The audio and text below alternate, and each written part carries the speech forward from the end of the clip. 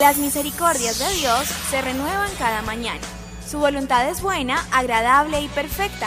Bienvenidos a una nueva emisión de Vidas con Propósito, para volver a vivir. Nunca mires el pasado con resentimiento, pero mucho menos el futuro con miedo. Dios está con nosotros. Muy buenos días, bienvenidos a Vidas con Propósito, para volver a vivir. Les habla Oscar Plata. Saludamos a los oyentes del Dial 1020 AM y a todos los que nos escuchan por internet a través de radioprimavera.com. Hoy continuamos con la serie Una Palabra de Dios, basada en el Salmo 23. Tú nos creaste con un propósito. Y compartiremos el último tema de esta serie, cómo asegurar el futuro. Y hoy tenemos nuevamente a Beatriz Cifuentes, líder de la comunidad Vida con Propósito, quien es la conductora de esta serie de programas. Beatriz, buenos días y bienvenida. Buenos días, Oscar, y muy buenos días a nuestros oyentes de Vida con Propósito. En esta serie basada en el Salmo 23 hemos compartido 4 temas. El primero es una palabra de Dios para los preocupados. El segundo tema, una palabra de Dios para los sobrecargados. Ahí nos referíamos al estrés. El tercero, cómo enfrentar sus temores. Y el cuarto, cómo sanar las heridas. Y en esta semana trataremos el último tema, cómo asegurar el futuro. Si usted se perdió alguno de estos temas, los quiere volver a escuchar o recomendárselos a otros, puede ingresar por internet a nuestro canal de YouTube, colocando en el buscador de esta página Comunidad Vida con Propósito. Y allá encontrarás estos temas y otros temas que hemos compartido en este espacio. Estás escuchando Vidas con Propósito, para volver a vivir. Dice el Salmo 23, versículo 6. La bondad y el amor me seguirán todos los días de mi vida, y en la casa del Señor habitaré para siempre. El futuro es lo que más estrés y preocupación genera en el ser humano. Oscar, ¿a qué se debe esto? ¿Por qué nos causa tanta curiosidad e inquietud el futuro? Hay por lo menos, Beatriz, 3 razones que pueden llevar a esta situación que usted pregunta. Primero es nuestro presente. Y cuando nuestro presente no es muy bueno, y pues pensamos que también el futuro va a ser igual. La segunda razón es cuando nuestro presente es muy bueno y pensamos que este se puede fumar muy pronto, tenemos ese temor. Y la tercera razón es porque queremos tener bajo nuestro control todas las cosas, y el futuro es algo que se nos sale de las manos. Para atenuar la angustia y ansiedad que genera el futuro en nosotros, los positivistas hablan de mantener siempre una actitud de esperanza, que todo será mejor cada día. Dan estrategia de cómo hacer que el futuro sea favorable y recomiendan pensar de manera positiva, para que así usted pueda afrontar de una mejor manera cada circunstancia de la vida y atraiga hacia usted lo bueno. Este pensamiento ha venido evolucionando y hoy día lo llaman la ley de la atracción. Es decir, que hacia usted vendrá como un imán aquellas cosas similares a las que usted piense, sueñe, desee y diga. Si usted quiere que le venga lo bueno, entonces piénselo, deséelo, suéñelo, dígalo, confiéselo. Así de simple. Es por eso que por ser tan sencilla esta aparente ley, la considero que es algo muy simple y barato, que muchos, incluyendo algunos cristianos o tal vez pseudo cristianos, han abrazado esta hueca filosofía de la ley de la atracción, que si bien tiene algunas verdades bíblicas en su expresión, ocultan igualmente varias verdades importantes que son las que nos dan verdadera seguridad del futuro. Una verdad a medias es más peligrosa que una mentira, pues una mentira podemos identificarla con mayor facilidad que una verdad a medias. Así que tengamos mucho cuidado con este tipo de filosofías que inclusive ya se han infiltrado dentro del seno de la iglesia. El Salmo 23 nos muestra que su escritor, David, tenía una tranquilidad absoluta sobre su futuro. Él afirma, la bondad y el amor me seguirán todos los días de mi vida, dando a entender que en esta vida su futuro estaba asegurado. Pero no solo afirmaba que estaba asegurado su futuro en esta vida, sino también después de la muerte. Él dijo, y en la casa del Señor habitaré por siempre, al final del Salmo. ¿Por qué David estaba tan seguro de su futuro terrenal y eterno? ¿Qué era lo que le daba al salmista plena seguridad y afirmaba, cual positivista, que su futuro estaba asegurado? Bueno, si quieres conocer la verdad bíblica que practicaba David y que usted pregunta aquí con respecto al Salmo y que le llevaba a David a estar tan seguro de su futuro, lo invito para que escuche el programa de hoy y el próximo viernes, de donde daremos respuesta a estas inquietantes preguntas. Oscar, entonces iniciemos con la respuesta a este inquietante tema, ¿cómo asegurar el futuro?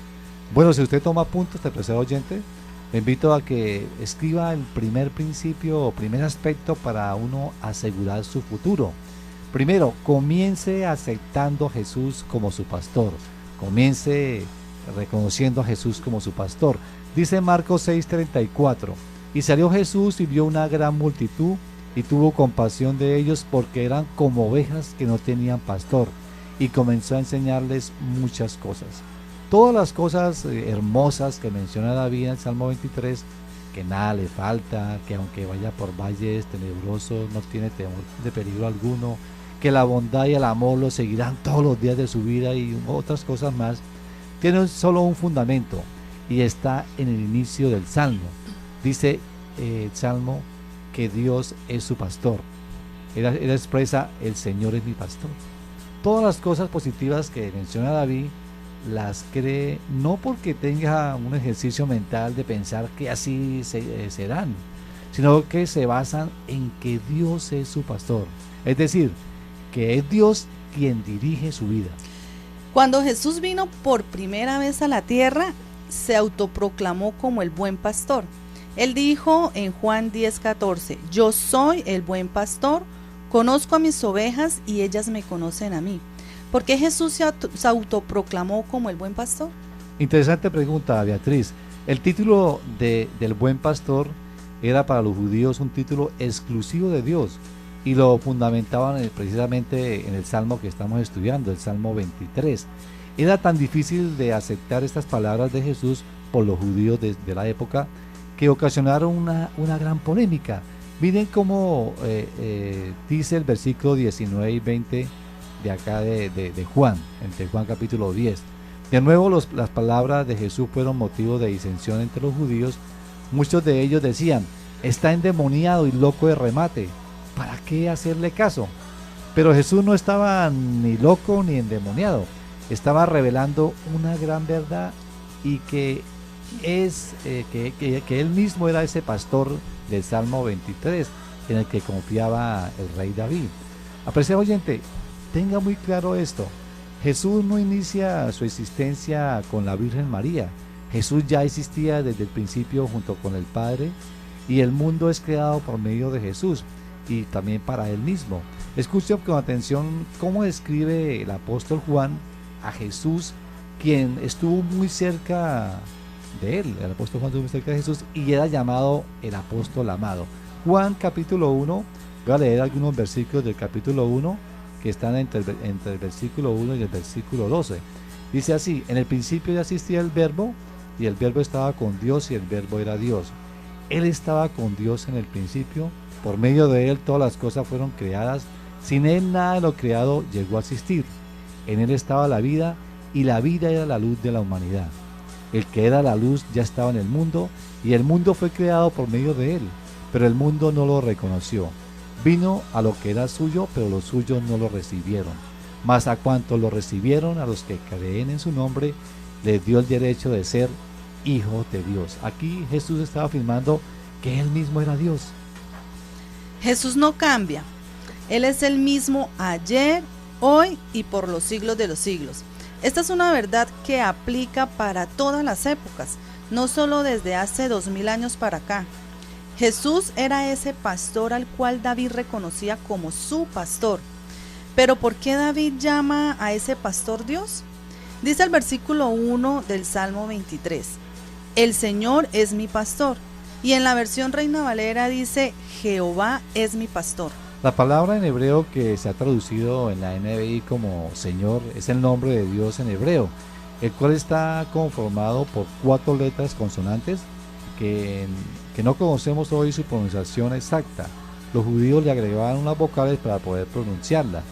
Se llama el tetragramatón y está conformado por las letras JH, WH y también algunos escriben como JH, la VV, la B pequeña y la H. La versión Reina Valera del 60 ha traducido el tetragramatón como Jehová. Las versiones católicas lo traducen como Yahvé. Y la nueva versión internacional ha decidido traducirlo como Señor, al no haber un consenso de cómo debe ser pronunciado el nombre de Dios. Lo cierto es que David en el Salmo 23 se está refiriendo al único Dios verdadero como su pastor, y hemos visto que este pastor es Jesús. Oscar, ¿a quién deberíamos entonces nosotros tener como pastor al igual que David? A Jesús, Beatriz. Jesús debe ser nuestro pastor, así como David también lo declaró. Esto es de suma importancia entenderlo. Por eso el primer consejo es conozca a Jesús, para así usted tener un futuro asegurado. Conocer a Jesús es mucho más que simplemente saber de él. ¿Sabían los demonios quién era Jesús? Claro que sí. Y quizás sabían de él más que el promedio de los que estamos aquí. Sabían que Jesús era el Hijo de Dios, cosa que ni los fariseos, ni los maestros de la ley, ni muchos judíos de su época y hoy en día llegan a comprender. Pero esto no los hace conocedores de Jesús. O sea, hay una idea en su mente, pero es mucho más que eso. Ustedes pueden saber muchas cosas de mí. Beatriz, usted puede saber cosas de mí y eso tampoco no la hace que me conozca realmente. Para uno conocer a alguien requiere más que un simple instante, más que un simple conocimiento. ¿Qué se requiere para conocer a Jesús, Oscar? Para conocer a Jesús se requiere de 3 cosas y vamos a ampliar un poquito este aspecto. Esas 3 cosas son intención, dedicación y relación. ¿A qué se refiere usted con intención? Bueno, la intención tiene que ver con un deseo de conocer a la otra persona. Hay quienes quieren conocer a Jesús pero de manera incidental, es decir, como quien no quiere conocer la cosa. Esto determina si se dan o no las otras 2. O sea, la intención es fundamental, pues si no hay intención de conocer, tampoco habrá ni dedicación y mucho menos relación. Después de la intención, que es esencial, sigue la dedicación. Después de la intención, si en mí hay un deseo de conocer a Jesús, yo puedo pasar al siguiente nivel, que es la dedicación. Tiene que haber tiempo y constancia para poder conocer a alguien, eso es dedicación. Muchas parejas llevan 20 o 30 años y manifiestan que aún no se conocen. Imagínense, y eso que viven las 24 horas juntas. Claro que hay parejas que han llevado solo 10 años y se conocen muy bien. La diferencia es que han aprovechado mejor el tiempo, pero en cualquier caso, si usted quiere conocer a alguien, requiere de tiempo. Y si pasa el tiempo con alguien y aún no se conoce muy bien, es porque le falta lo tercero, que es la relación. Usted puede tener intención y llevar mucho tiempo con alguien, pero si no se relaciona apropiadamente, tampoco podrá conocerla. Esto creo que es lo que le sucede a muchos en el cristianismo. Crecen en tiempo con Jesús, pero no crecen en relación con Jesús. La relación tiene que ver con una comunicación bidireccional. Hablo y escucho, escucho y hablo. Nosotros normalmente somos buenos para hablar, pero pésimos para escuchar. O si no, que lo digan las parejas, los padres e hijos, o los jefes y subordinados. No hay cosa más incómoda que hablar con alguien que no escucha. Se puede imaginar un pastor silbando a sus ovejas y que éstas sigan en su actividad como si nada. Cuando hay buena relación entre 2 personas, se llega a conocer tanto a la otra persona que solo con su mirada o una palabra se entiende qué quiso decir la otra. Jesús tuvo mucha dificultad con sus apóstoles al principio de su ministerio, porque estos eran tan cabeciduros que no habían conocido bien a su maestro. Escuchen este episodio que ocurrió durante una de las travesías en barco por el mar de Galilea. Marcos 8, 14 al 21 dice: a los discípulos se les había olvidado llevar comida y solo tenían un pan en la barca. Tengan cuidado, les advirtió Jesús. Ojo con la levadura de los fariseos y con la de Herodes. Ellos comentaban entre sí: lo dice porque no tenemos pan. Al darse cuenta esto, Jesús les dijo: ¿por qué están hablando de que no tienen pan? ¿Todavía no ven ni entienden? ¿Tienen la mente embotada? ¿Es que tienen ojos pero no ven y oídos pero no oyen? ¿Acaso no recuerdan cuando partí los 5 panes para las 5,000? ¿Cuántas canastas llenas de pedazos recogieron? 12, respondieron. Y cuando partí los 7 panes para los 4,000, ¿cuántas cestas llenas de pedazos recogieron? 7. Entonces concluyó: ¿y todavía no entienden? Estamos en el dial 1020 AM de Radio Primavera, en Vidas con Propósito. Hoy, ¿cómo asegurar el futuro? El primer aspecto visto es: acepte a Jesús como su pastor.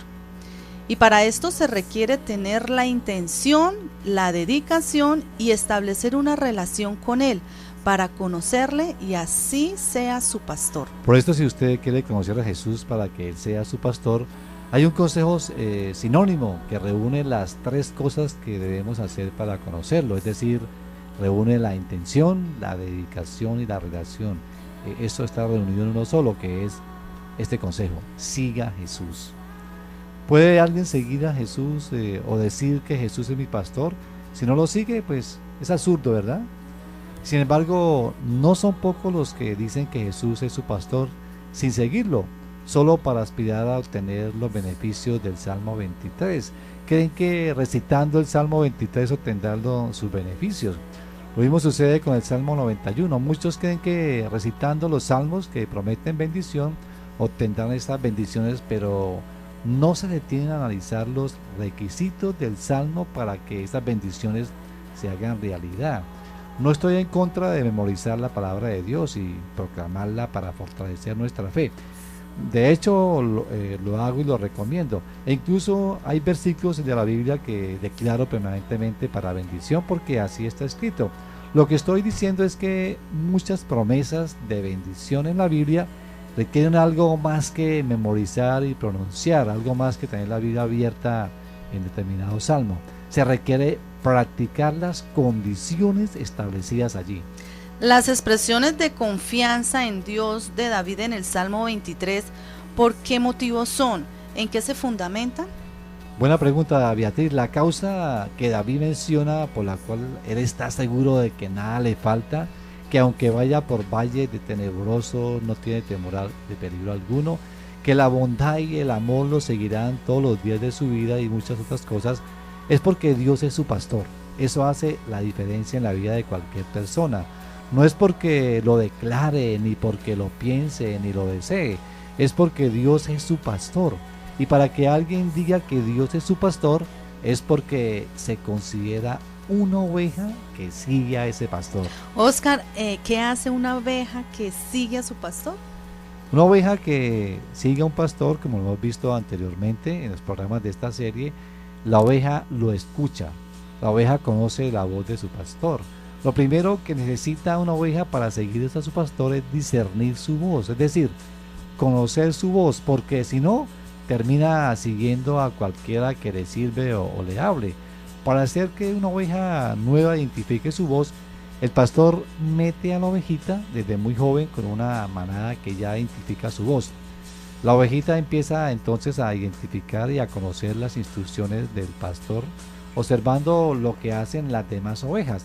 Entonces, si el pastor silba 2 veces con cierto sonido para que se muevan de su sitio, y la ovejita empieza a ver que la respuesta es el mover de las otras ovejas también se mueven, entonces ella también se mueve cuando escucha ese sonido. Empieza a comportarse de la misma manera que las otras ovejas. Y la manera en que las ovejas aprendan a escuchar a su pastor es mediante una manada. Es ineficaz que un pastor coja una oveja y la lleve a un sitio sola a enseñarle el significado de sus instrucciones. La manera en que el buen pastor diseñó la forma en que debemos seguirlo es mediante una manada que se llama iglesia, querido oyente. Si usted se aparta de esa manada, pues seguramente va a dejar de escuchar la voz del pastor. Una oveja separada de la manada jamás podrá identificar bien la voz de su pastor. Por esta razón fue que el Señor Jesús hizo esta oración justo antes de partir de este mundo a estar nuevamente con el Padre. En Juan 17:11 dice: ya no voy a estar más tiempo en el mundo, pero ellos están todavía en el mundo, y yo vuelvo a ti, Padre Santo. Protégelos en el poder de tu nombre, en el nombre que me diste, para que sean uno, lo mismo que nosotros. Y en el versículo 20 al 23 de este mismo capítulo 17 de Juan dice: no ruego solo por esto, ruego también por los que han de creer en mí por el mensaje de ellos, para que todos sean uno. Padre, así como tú estás en mí y yo en ti, permite que ellos también estén en nosotros, para que el mundo crea que tú me has enviado. Yo les he dado la gloria que me diste, para que sean uno, como nosotros somos uno. Yo en ellos y tú en mí. Permite que alcancen la perfección en la unidad. Así el mundo así el mundo reconozca que tú me enviaste y que los has llamado a ellos tal como me has amado a mí.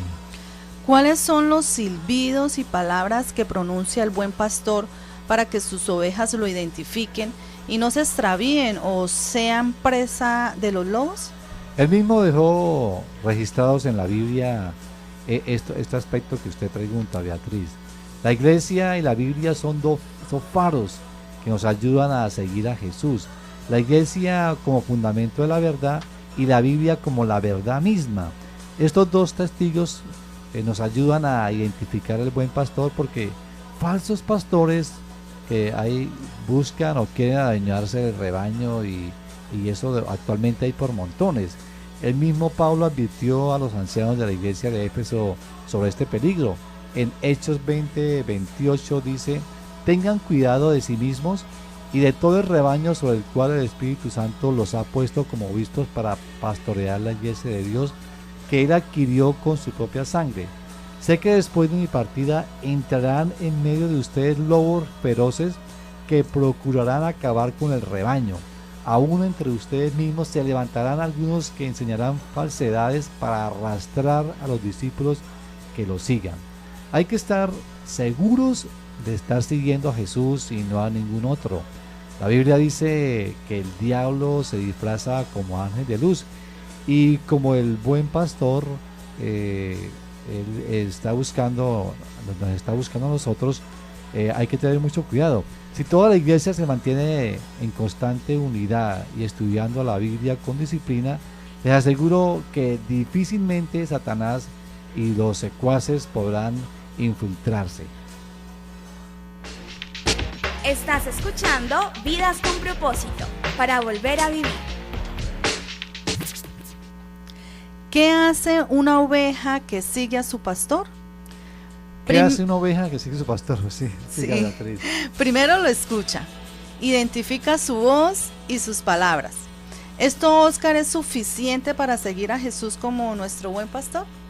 Lastimosamente muchos se quedan o están aquí. O sea, lo que usted dice, Beatriz, lo que hemos dicho, lo escucha y identifica su voz y sus palabras.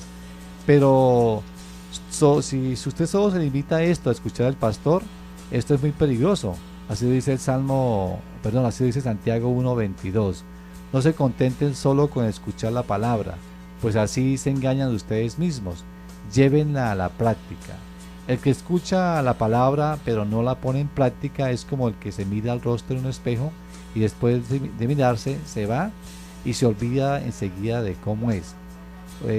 Lo que quiere decir Santiago es que si uno se queda solo en escuchar pero no lo obedece, realmente está perdiendo el tiempo. Es algo muy peligroso. Que aquí hay un segundo paso que se requiere, además de escuchar, que es la obediencia. O sea, hay que obedecer a la voz del pastor o lo que el pastor nos dice. Y esto es lo más difícil de seguir a Jesús, es obedecerlo, no tanto escucharlo. Hay mucha gente, hay multitudes que escuchan, pero se quedan solamente ahí. Si bien para obedecer se requiere primero escuchar, la parte difícil es obedecer. ¿Quieren saber por qué es tan difícil? Porque para obedecer se requiere todo mi ser, mientras que para escuchar solo algunas partes de mi ser. Y muchos creen que con solo escuchar ya están siguiendo a Jesús y se equivocan grandemente. Santiago dijo en el versículo 22 del capítulo 1, no se contenten solo con escuchar la palabra, pues así se engañan ustedes mismos, llévenla a la práctica. Y el Señor Jesús hizo esta seria advertencia en forma de una parábola a los que escuchan sus palabras pero no las obedecen. Lucas 13:24 dice, esfuércense por entrar por la puerta estrecha, contestó, porque les digo que muchos tratarán de entrar y no podrán. Tan pronto como el dueño de la casa se haya levantado a cerrar la puerta, ustedes desde afuera se pondrán a golpear la puerta diciendo, Señor, ábrenos. Pero él les contestará, no sé quién son ustedes. Entonces dirán, comimos y vivimos contigo y tú enseñaste en nuestras plazas. Pero él les contestará, les repito que no sé quiénes son ustedes. Apártense de mí todos ustedes, hacedores de injusticia. Así que, apreciado oyente, no se quede solamente en escuchar, debe también escuchar y obedecer lo que Jesús dice. Así es, Oscar, escuchar y obedecer a Jesús es el mejor seguro para mi futuro. Reposo, en silencio sé que tú eres Señor. El próximo viernes continuamos con la segunda parte de este tema, ¿cómo asegurar el futuro? Apreciado oyente, si desea comunicarse con nosotros, llámenos al teléfono 316-404-3113, 316-404-3113. También nos puede escribir cualquier comentario al correo electrónico comunidadvidaconpropósito@gmail.com o en Facebook, en el muro de Vidas con Propósito. También puede escuchar estos programas en el canal de YouTube, colocando en el buscador de esta página Comunidad Vida con Propósito. Gracias por estar con nosotros y que sigan siendo muy bendecidos.